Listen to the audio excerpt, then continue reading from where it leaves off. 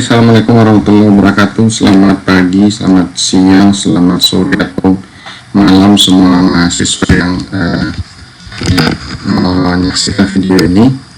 Hari ini kita akan membahas tentang investigasi saintifik atau scientific investigation. Ini berdasarkan buku Umas Kaan. Presentasi ini atau video ini bermanfaat bagi mahasiswa S1, S2 atau S3 atau siapapun yang ingin memahami tentang bagaimana investigasi saintifik itu dilakukan atau penelitian ilmiah itu dilakukan, untuk membedakan antara mana penelitian ilmiah dan mana bukan penelitian ilmiah. Nanti di dalam pemaparan akan ada beberapa hallmark atau poin-poin penting di dalam riset ilmiah yang perlu diperhatikan oleh setiap orang, dan nanti akan ada penjelasannya. Baik, kita mulai dulu kuliah.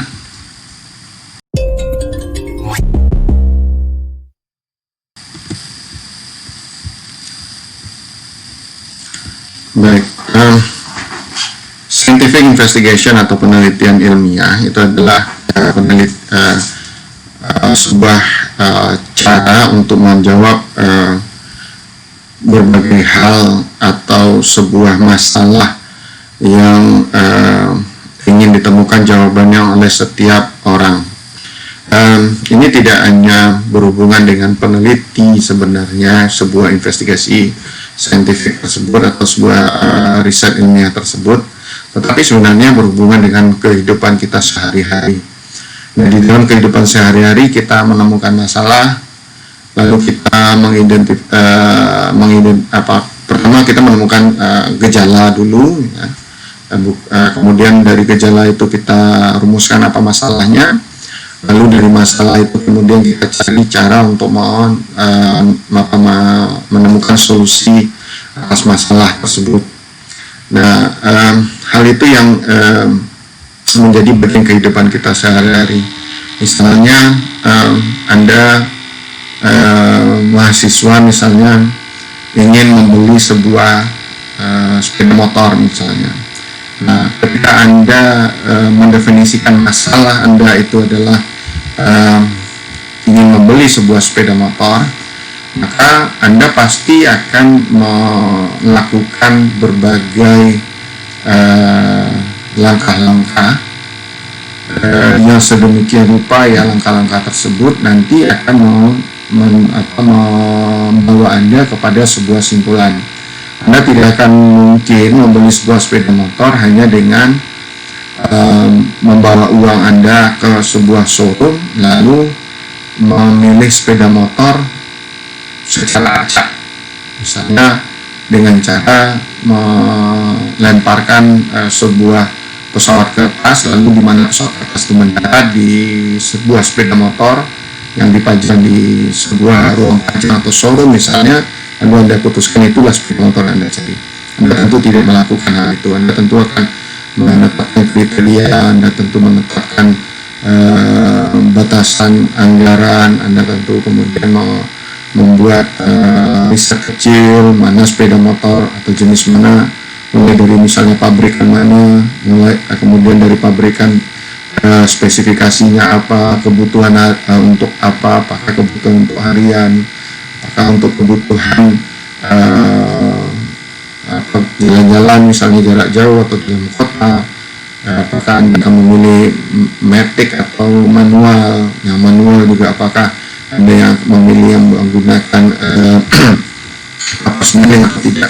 Lalu kemudian Anda mempunyai batasan anggaran seterusnya sampai Anda kemudian membuat keputusan pembelian. Nah, itu adalah langkah-langkah yang bisa dikatakan sebuah langkah ilmiah untuk membuat sebuah keputusan. Hari ini kita akan bicara tentang hal tersebut, tetapi dalam konteks untuk sebuah riset. Oke, saya hitung waktunya. Saya tidak terlalu lama.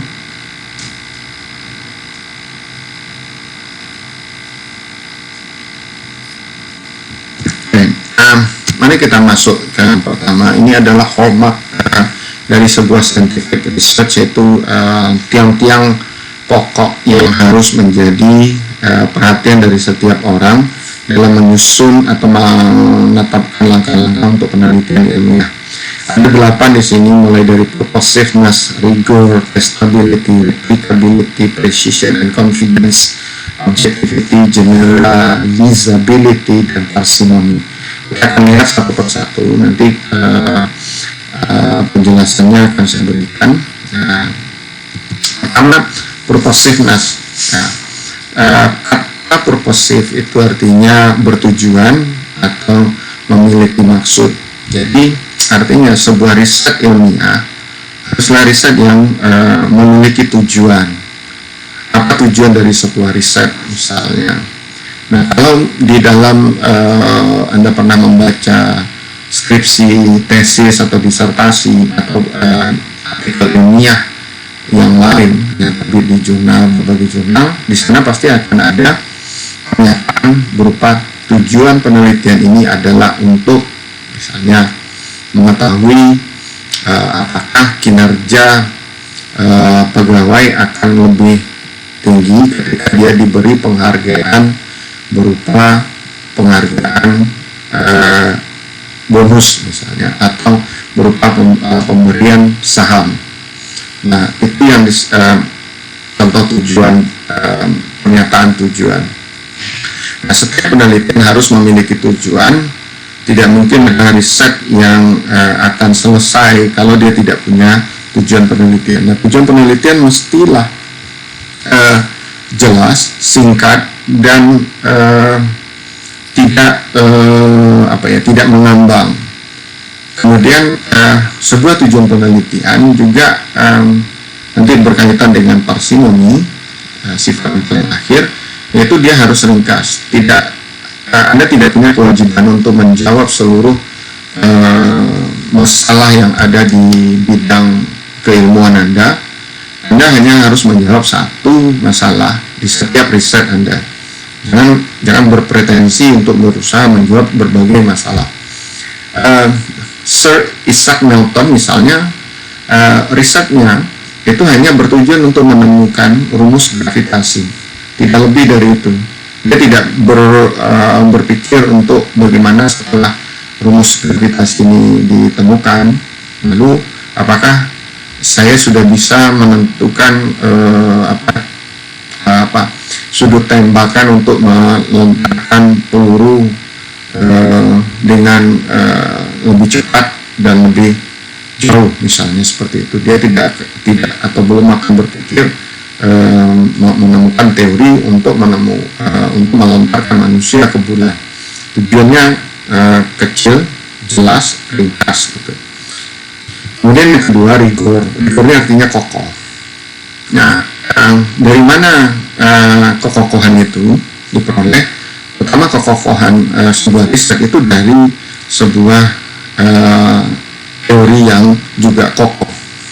Nah, teori itu disebut sebuah riset itu disebut kokoh kalau dia memang berlandaskan pada sebuah teori. Misalnya begini,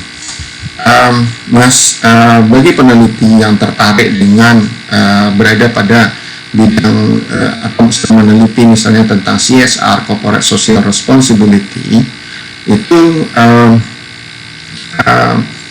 kadang-kadang menurut pengamatan saya itu secara keliru menggunakan teori yang sebenarnya tidak disukai oleh atau tidak cocok sama sekali dengan CSR. Misalnya dia berpikir menggunakan agency teori. Agency teori memiliki asumsi yang berbeda dengan cara pandang orang-orang yang peduli terhadap lingkungan. Orang-orang yang peduli terhadap lingkungan berpandangan bahwa kepentingan perusahaan tidaklah hanya semata-mata kepada pemegang saham, tetapi juga kepada orang banyak. Nah, sehingga riset-riset yang menggunakan riset-riset CSR yang menggunakan pendekatan misalnya agency teori itu umumnya penelitian itu berpijak pada teori yang lemah. Ada teori yang mungkin lebih cocok dan lebih kuat dibandingkan dengan teori keagenan ketika menjelaskan CSR. Misalnya teori tentang legitimasi, teori tentang stakeholder, nah, itu lebih kokoh. Ketika kita menggunakan teori yang lebih kokoh, maka kita akan bisa menjelaskan mengapa temuan kita nanti seperti ini. Misalnya gini, kita ambil aja contoh yang gampang. Ada seseorang sedang demam, kemudian orang tersebut demam, dia mengeluh badannya panas, lalu kita tidak mungkin akan memberikan dia solusi, misalnya suruh minum paracetamol misalnya untuk menurun demam.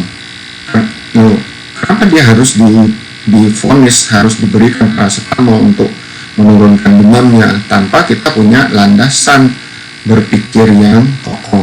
Kita tentu harus menyelidiki kenapa dia bisa demam. Mungkin dia demam karena karena giginya yang sakit. Mungkin dia demam karena dia kurang tidur. Dia mungkin demam karena uang bulanannya belum datang, gajinya dipotong atau sebagainya, berbagai hal yang lain. Sehingga kalau kita memberikan langsung paracetamol, yaitu tidak akan menyelesaikan masalahnya. Demamnya, panas tubuhnya mungkin turun, tetapi masalahnya tidak selesai. Nah, kemudian kekokohan juga ditentukan oleh metode yang digunakan. Nah, ketika kita menggunakan metode yang berbeda, maka hasilnya tentu tidak akan kokoh. Sama seperti misalnya kita ingin Anda ingin memilih tempat kos. Kalau Anda menggunakan cara berpikir yang logis untuk menemukan tempat kos itu, maka tidak akan Anda sampai pada pilihan yang keliru. Misalnya dengan posisi Anda dari luar kota, Anda datang ke Padang, lalu Anda ingin kuliah di Universitas Andalas. Kampus utama ada di Limomani. Anda kemudian akan berpikir di mana saya harus kos. Tentu Anda harus berpikir kos yang tidak terlalu jauh dari kampus.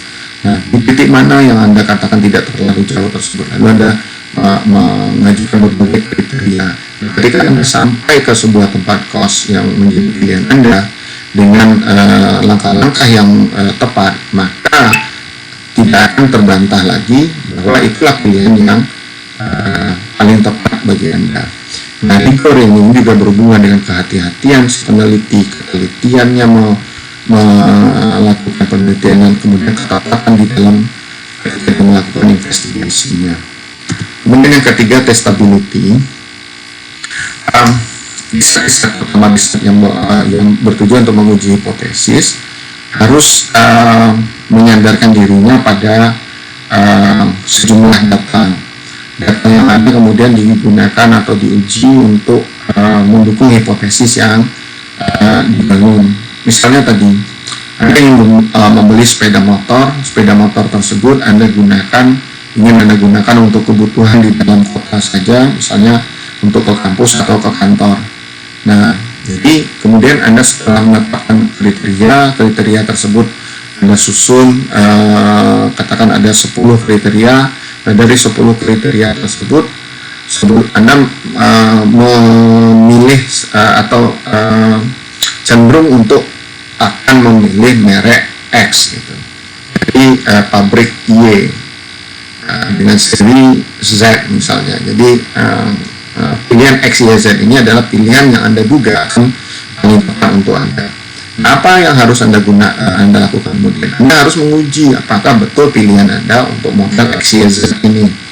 Apa yang harus Anda lakukan? Anda mungkin melihat ada teman-teman Anda yang juga saat ini sedang menggunakan motor X, Y, Z tersebut. Atau Anda mencari di internet apakah merek ini bagaimana testimoni penggunanya di internet. Anda kemudian juga mungkin melakukan wawancara dengan penjualnya. Anda bertanya pada penjualnya apa kelebihan X, Y, Z, A, B, C, K, L, M atau dan lain-lainnya. Dari situ kemudian Anda setelah terkumpul, Anda kemudian bisa mengatakan bahwa saya dugaan saya bahwa motor dengan XYZ ini yang serinya XYZ ini adalah motor yang memang paling cocok untuk saya, untuk pemakaian saya di dalam kota. Nah, itu yang disebut dengan testability. Anda gunakan data untuk menguji hasil menguji hipotesis Anda. Hipotesis Anda tadi adalah bahwa Anda paling cocok dengan untuk motor dengan seri XYZ tersebut. Itu yang disebut dengan testability. Jadi Anda harus mengumpulkan data untuk menguji hipotesis Anda. Kemudian replicability. Nah, replicability ini berhubungan dengan mari kita andaikan Anda sedang membaca sebuah buku resep untuk membuat smashed potato misalnya, tentang tumbuk. Di bukunya, di video Anda lihat bahwa untuk membuat kentang tumbuk itu Anda butuh daging sapi, Anda butuh selain kentangnya butuh daging sapi, Anda butuh sayur, Anda butuh minyak yang berbagai minyak, kecap, garam, cabai dan seterusnya. Lalu langkah-langkahnya ada langkah pertama lakukan ini, kedua lakukan ini, ketiga lakukan ini, lalu dicampur dengan cara begini, dimasukkan ke dalam oven, lalu sekian lama dengan suhu sekian, lalu selesai ini hasilnya dan ditampilkan kepada Anda. Nah, yang disebut dengan replicability itu adalah ketika Anda dengan suasana yang berbeda di dalam lingkungan yang mirip gitu ya, dan dengan langkah-langkah yang sama Anda akan menghasilkan kesimpulan yang sama. Tidaklah sebuah penelitian ilmiah namanya atau tindakan ilmiah namanya kalau apa yang Anda katakan sebagai hasil penelitian Anda atau langkah-langkah Anda, orang lain tidak bisa menemukan hasil yang sama dalam lingkungan yang kurang lebih sama atau suasana yang kurang lebih sama. Sama seperti misalnya gini, Anda datang ke dokter, Anda merasa badan Anda meriang, kemudian Anda demam, menggigil, dokter mengatakan sudah pulang, tidur, minum vitamin C yang banyak, makan atau makan buah yang mengandung vitamin C, kemudian istirahat minimal 8 jam, tidur malam setiap hari, lalu minum paracetamol, maka Anda akan sembuh. Nah, jika Anda kemudian melakukan itu lagi, misalnya 2 bulan kemudian Anda demam dengan gejala yang sama, lalu Anda lakukan resepnya itu lagi, ternyata Anda kembali sembuh setelah 3 hari misalnya, maka itu disebut dengan replicability. Tapi bandingkan kalau misalnya seorang teman Anda mengalami gejala yang sama, dia pergi ke dukun, lalu dukun itu memberikan kepadanya 3 batang lidi yang diambil dari 3 pohon enal yang berbeda, ditambah dengan 7 macam ragam bunga, lalu dipukulkan kepadanya, kemudian dengan nasihat pulanglah ke rumah, lalu pukul-pukul lidi ini ke tempat di mana Anda merasa demam, 3 hari kemudian Anda akan sembuh. Nah, kalau hal itu diberikan oleh dukun tersebut kepada teman Anda, lalu Anda cerita kepada teman Anda bercerita kepada temannya yang lain, lalu temannya mencoba hal yang sama, dia tidak sembuh, justru makin sakit, maka itu tidak bisa disebut dengan replicability. Maka tindakan yang dilakukan oleh dukun tersebut tidaklah replicable. Ya, itu contohnya yang cukup ekstrim. Kemudian precision and confidence, yaitu ketepatan, presisi dia tepat, tidak melenceng gitu, dan kemudian derajat keyakinan atau confidence. Nah, presisi adalah seberapa dekat kemampuan kita dengan realitas berdasarkan sampel yang kita gunakan. Ada hal yang penting Anda perhatikan di sini, bahwa simpulan Anda itu didasarkan pada sampel untuk menggambarkan realitas sesungguhnya. Nah, di sini Anda harus berhati-hati bahwa karena Anda menggunakan sampel, maka tingkat confidence Anda, tingkat keyakinan Anda itu hanya bahwa hanya sekian persen, katakan 95%, 90% bahwa estimasi Anda itu benar. Sekarang misalnya Anda pasti pernah dengar ada rapid test, Anda pernah mendengar PCR, swab test kayak gitu. Rapid test hanya diklaim itu 45% tepat untuk mengestimasi bahwa ada antibodi yang sedang bekerja di dalam badan. Jadi dari 100 kali percobaan dia hanya bisa yakin bahwa 45% dia hasilnya precise gitu. Nah, PCR swab itu misalnya itu hanya 70%. Jadi dari 100 kali percobaan hanya 70% yang precise. Nah, itu yang disebut hubungan presisi dan confidence ini.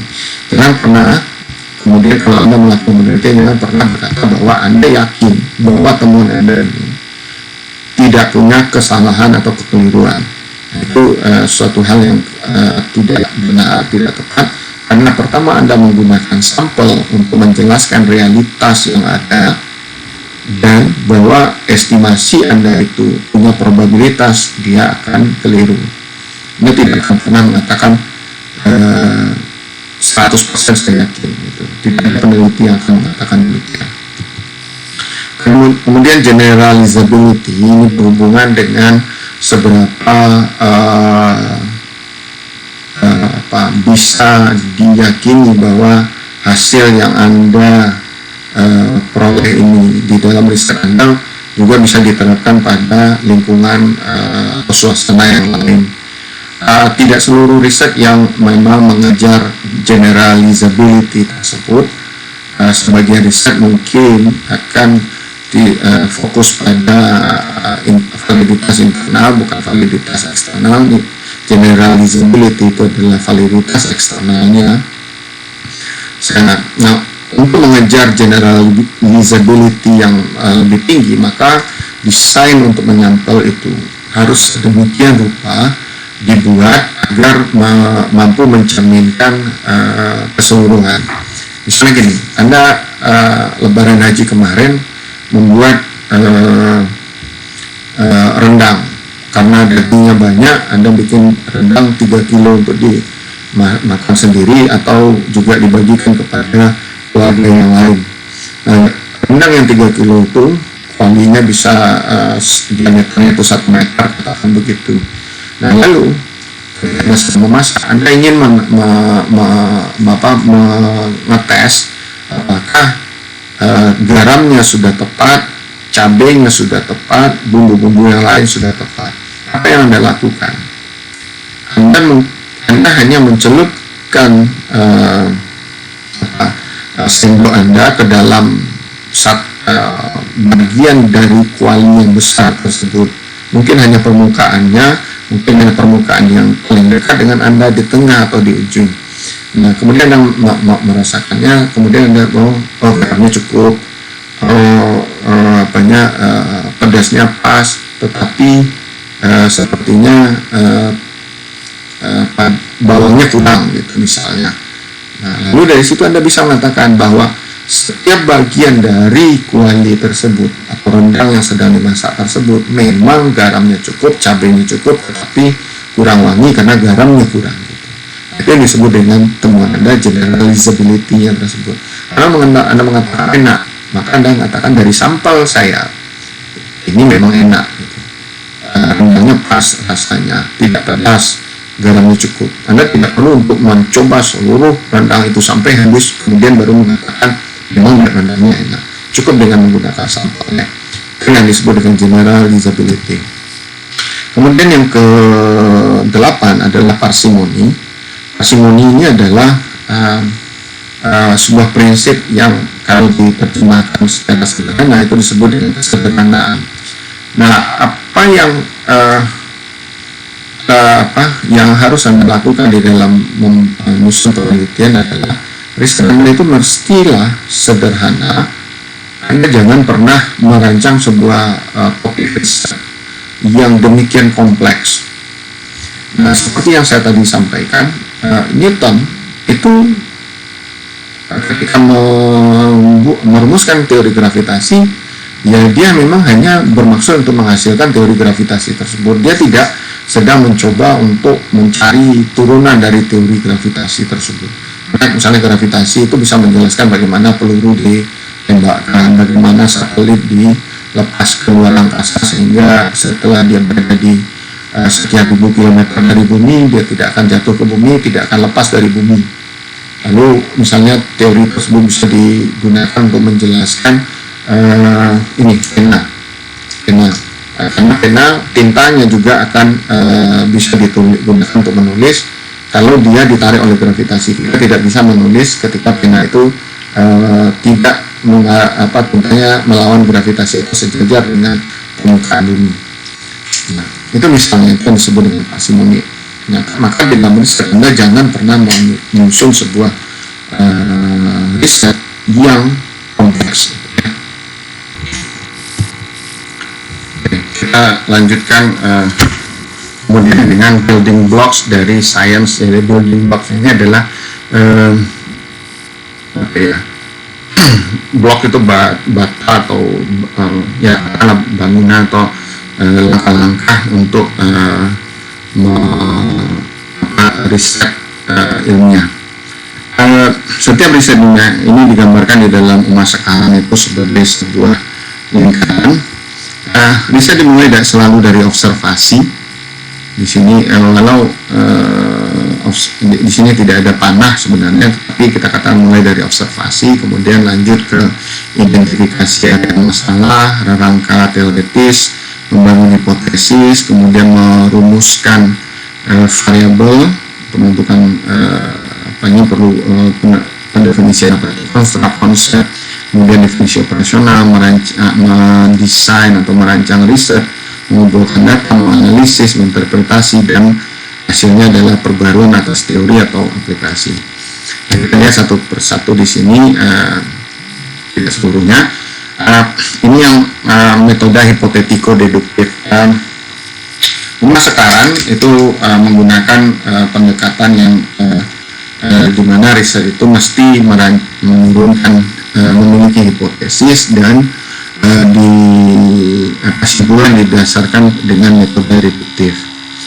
Nah, ada langkah-langkah di sini: observasi, pengumpulan data permulaan, perumusan teori, penghipotesisan, pengumpulan data saintifik lanjutan, analisis data, dan reduksi. Apa yang disebut dengan observasi di sini? Observasi ini adalah tahapan awal yang dilakukan oleh seseorang sebelum kemudian dia melihat memulai penelitiannya. Tadi saya contohkan sini. Contohkan Newton duduk di bawah sebuah pohon begitu, di bawah sebuah pohon apel, lalu dia melihat ada apel yang jatuh di sampingnya dari pohon ke tanah. Dari situ mungkin dia sudah melihat peristiwa itu mungkin sudah berkali-kali. Mungkin sejak dia bayi sampai dia dewasa dia sudah melihat apel jatuh tersebut. Nah, tetapi mungkin baru pada hari itu dia berpikir bahwa kejatuhan apel ini bisa menjelaskan atau bisa dijelaskan oleh sebuah teori. Lalu dia kemudian mungkin mulai merancang perhitungannya untuk menemukan apa yang disebut dengan teori gravitasi setelah itu. Nah, di dalam lingkup organisasi, misalnya seorang manajer mungkin memperhatikan perilaku karyawannya setiap kali mereka terima gaji, setiap kali mereka mendapat promosi. Jadi seseorang yang diberi promosi mungkin gajinya juga ikutan naik. Nah, ketika gajinya naik atau ketika dia terima bonus, dia melihat bahwa karyawan ini kok termotivasi, makin semangat ya. Lalu mungkin dia kemudian berpikir, orang akan bekerja lebih giat kalau dia merasa dihargai. Nah, penghargaan orang apa ya? Mungkin dia memperhatikan ada orang yang merasa sangat berterima kasih atau sangat senang ketika dia diberi uang. Tapi ada orang yang lain, penghargaan berupa uang mungkin tidak terlalu penting baginya, dan dia justru lebih suka kalau penghargaan itu berupa misalnya berupa fotonya dipajang sebagai pegawai teladan bulan ini, atau dia diberi semacam penghargaan di depan orang ramai, diumumkan namanya sebagai peserta atau karyawan terbaik di dalam sebuah upacara atau acara tertentu di dalam perusahaan.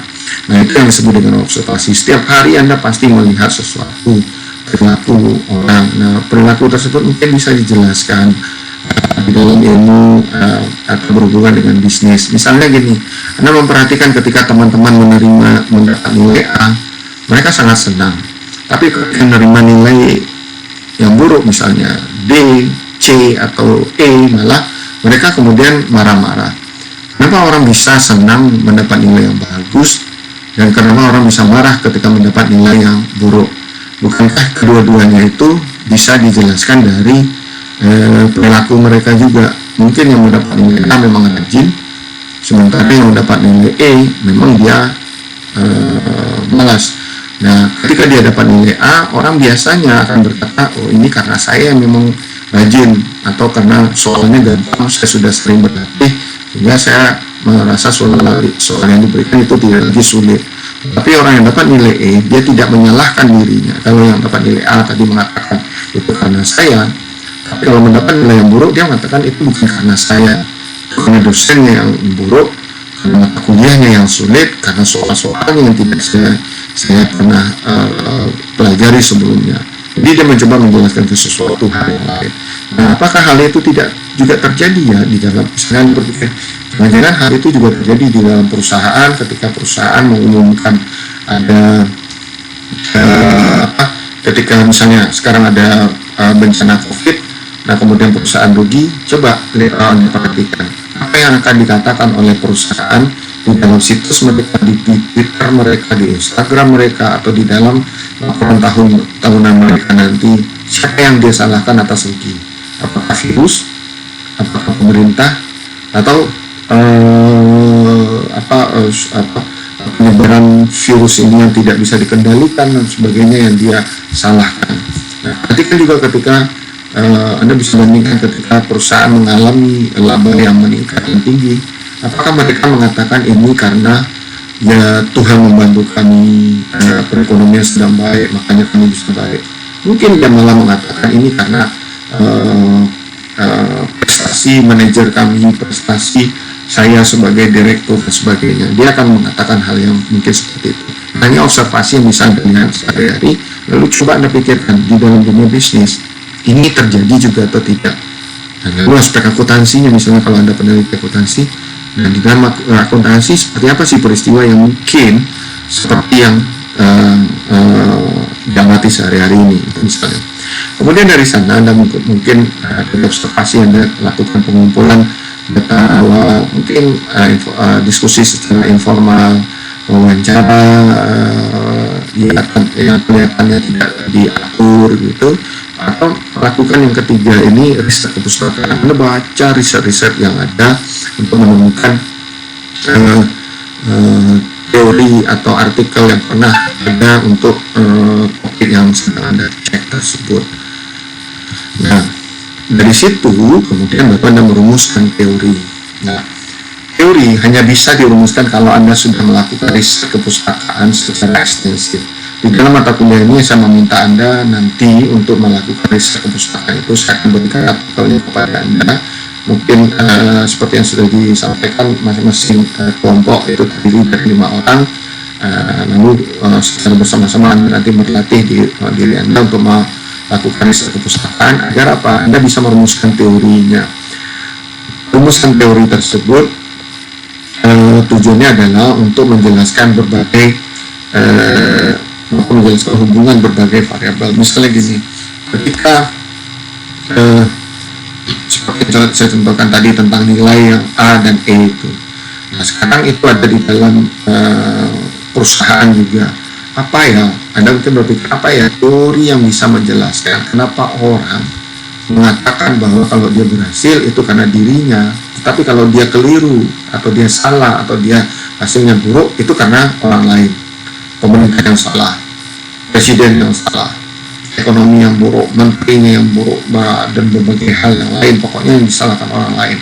Nah, tapi kalau dia berhasil, dia tidak mengatakan, ya ini karena presiden saya berhasil merumuskan kebijakan ekonominya, menteri keuangan, menteri perdagangan perindustriannya cakap, kemudian ya karena Tuhan juga sayang pada saya. Dia tidak akan mengatakan itu, tapi dia akan mengatakan ini karena saya. Tidak ada kata yang lain, ini karena saya. Apa teori yang menjelaskan itu?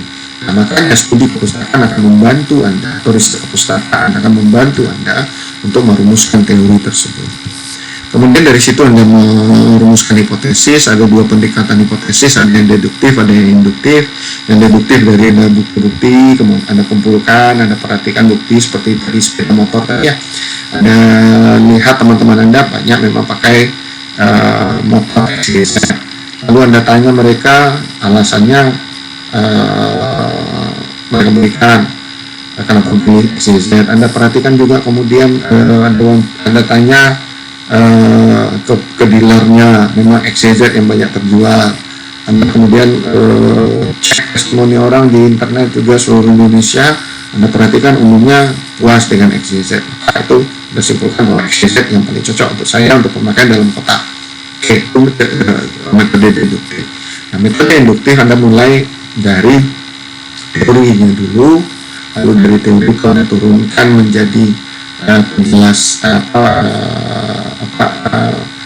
Anda dari teorinya dulu, dari garis besarnya, dari situ kemudian baru Anda turun pada kesimpulan, pada pembuktian kemudian belakang. Jadi sebenarnya deduktif dengan induktif itu polanya saja yang terbalik, tetapi simpulannya atau dua-duanya bisa diterima.